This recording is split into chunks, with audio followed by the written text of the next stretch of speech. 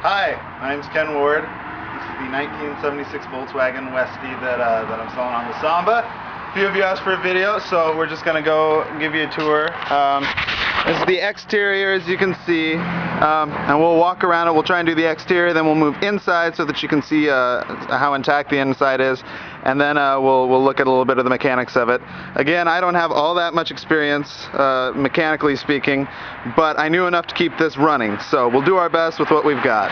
As you can see here on the outside, this is the graffiti that the ad talks about. Some of it, as you can see, the just married stuff, we're in the process of washing off. That's not going to be an issue. The other stuff is just basic home acrylic paint. It will scratch off of the side. We're not going to do that, but if you want to do that, that's fine. As you can see here on the right side, there are some minor rust issues here along the top, especially for the sliding door. That's the only thing really you have to notice on this side, in addition to this bump right in here. We're not sure when that happened. We're pretty sure it was that way when we got it, but that's something that can be, taken care of without too much problem. Only other issue on the right side of the bus, again, as I mentioned, it is missing the right, or the passenger side rear view mirror, as well as there's a little issue with the rear turn signal. It's still hooked up and still works, just needs reattached because when they were made they didn't put them on so well. On the back side of the bus, everything's pretty much the same as on the side. Condition is fine. We've replaced the rear light assemblies, so that was taken care of just a couple years ago. You can see there's the engine hatch. There's a little rust on the bottom where the paint is chipped off, not a big issue. The only real problem on the back, it's missing the left engine hatch hinge. It's not a problem at all for us. I don't know if it would be for any of you, but just so that you're aware, we're trying to let you know about everything. Inside, and I hope this comes across okay in the video, you can see the engine compartment is pretty solid. The engine itself was rebuilt about 40,000 miles ago, or so we understand. We're not sure of the exact mileage. When we got it, it wasn't running so hot. We did some work on the distributor cap. Turns out everything was reversed. The intake was set as the outtake, and the outtake as the intake. So we reversed that. Ever since, it has run like a champ, and we have not had a single problem mechanically. And we'll show you. We'll fire it up here at the end of the video. So just so that you can see what you're getting and make sure that everything's working the way you want it to. On the driver's side, same things. The just married will wash off. The graffiti on the driver's side door, you might not even want to take off because at least it's exciting. But that's the right side.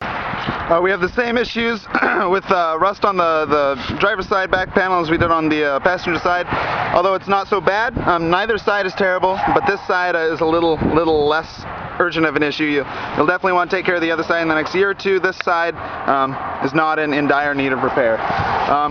Moving towards the front of the bus, you can see everything that you'd expect right there. It is missing the emblem. Sorry, but as you all know, that's a cheap fix. Just need to look at the rust on the front. Again, the worst spot is right here, and it's not deep at all. All in all, you could take care of all the rust on the bus in a day if you know what you're doing, or you could hire someone and take care of it pretty cheap. So all in all, the body work isn't too labor intensive. We'll actually move over here and take a look in the back. Door slides just fine, and you can see the cabinets all still intact. There's a little chipping on one of the small drawers, but nothing severe there. Best part of the bus, in my opinion, is the upholstery, because I love the plaid and it's all in really good condition. You even have the pillow there. Cabinets all work and are all empty, so that's not an issue, but all the divisions in there and everything like that, they're all still there. The back is actually wired for speakers if you wanted to hook some up. We didn't, because we didn't want to deal with it. It's also worth noting that the top bed is still intact with the upholstery and everything. Looks great, feels great. You can sleep in it. We often did. So as you can see there in the back, the cabinets are still there. All the curtains are still here. Sink works, although we didn't use it. We did test it out. You'd want to clean out the water tank, but the pump works just fine, and the tank holds water. All the doors here work. There's little liner in some of them that we put in there. The refrigerator keeps everything cool. We used it on the honeymoon last summer. It does also have AC hooked up. There's input on the outside. It does work. Or they've wired it, the owners before us wired it, so that if you hook a battery up in the back on the left side of the engine compartment, you can get AC from there that'll be charged by the bus when it's running. It does have a spare tire in there. I'm not going to open it because it's a hassle to get back on, but it is in there. We replaced 2 tires not so long ago, I think 6 months ago. So that's something to look forward to, I guess. You can look here in the engine compartment and see that everything is solid. It's all original, or almost all original. Let's see, what can we talk about here? It does have the extra dash that someone installed down at the bottom, and we're going to throw in the drink holders that go in the ashtray spot. The ashtray wasn't in here, so yeah, whatever. But we have no use for the cup holders, and they're really handy. It does have the glove box and everything in there. Gosh. Trying to think if there's anything else. Everything's original, everything works. Do keep in mind that the heater fan, as I mentioned to a couple of you, is not present in the back, so you would need to replace that. I offered to one guy to knock the price off $100 to, for the hassle of buying the $50 part and installing it themselves. So we could come down $100 there for anyone who wanted to do that. There's an engine temperature gauge, everything hooked up there. The tach is not hooked up, but the wiring is there again. So. CB radio's there. I'd like to keep my CB radio if you don't mind, but if you really want it, I guess I can throw that in too. It is wired. It has a DC auxiliary, power point hooked up. It's not mounted, but it'd be really easy to mount on the bottom of that the aftermarket dash or tray, I guess.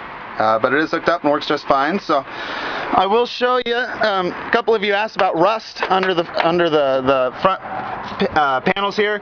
Not a big issue. It's just mainly dirt. There's a little bit of spot rust on the passenger side, but nothing severe at all. So everybody knows that's a worry point, and here we're pretty solid. No kick panel, sorry. But yeah, whatever. We'll go look at it on the driver's side here. Driver's side, there's a little bit more, but it's very much on the surface, and you can scratch that off yourself. No issues there. Let's see, I'm trying to think. As I mentioned online, the door panels are off. I replaced when necessary and reworked the window cranks and the door levers, so all those work just fine now. Trying to think if there's anything else up here that I need to talk to you about. I'll start it up so that you can hear it and know that it works just fine. Starts right up, idles just fine. There's no problems there at all. Really, I think that's about it. A couple people asked about rust on the bottom. Just spot rust, if any. As you can kind of see, not really. But it's not a big problem down here.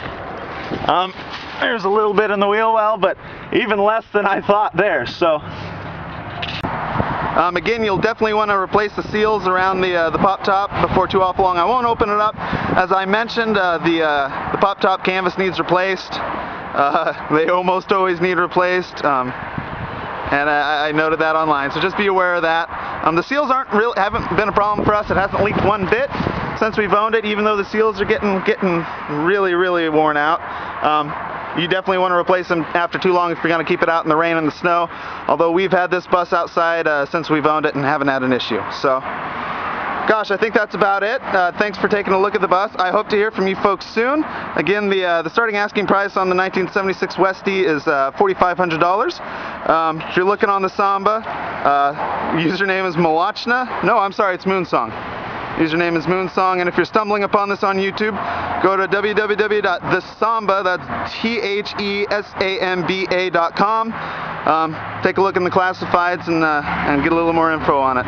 Feel free to contact me. My contact information is on the Samba, and I hope to talk with you soon. Thanks. Bye.